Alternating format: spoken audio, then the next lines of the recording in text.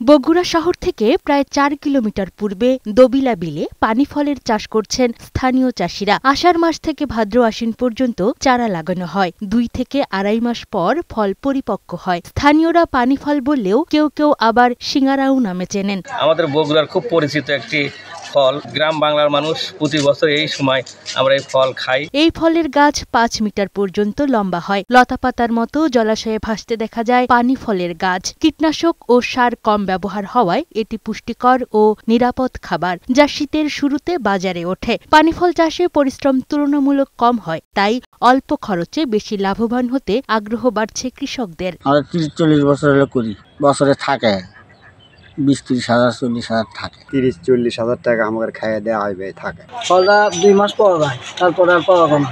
প্রতিদিন ১০ KG ১২ KG করে বিক্রি করা যায়, লাভ হয় ২০০-২৫০। কৃষি সম্প্রসারণ অধিদপ্তর জানিয়েছে, চলতি বছর বগুড়া জেলায় ৪১ হেক্টর জমিতে পানি ফল চাষের লক্ষ্যমাত্রা ধরা হয়েছে, যা থেকে ১,২৩০ মেট্রিক টন ফল উৎপাদন হতে পারে।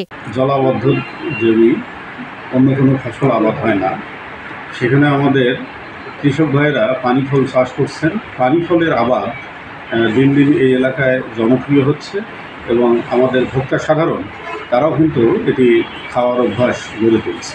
পতিত জমিতে পানি ফল চাষে সরকারি সহযোগিতা পেলে এর আবাদ আরও বাড়বে বলে জানিয়েছেন কৃষকরা। ডেস্ক রিপোর্ট, বৈশাখী সংবাদ।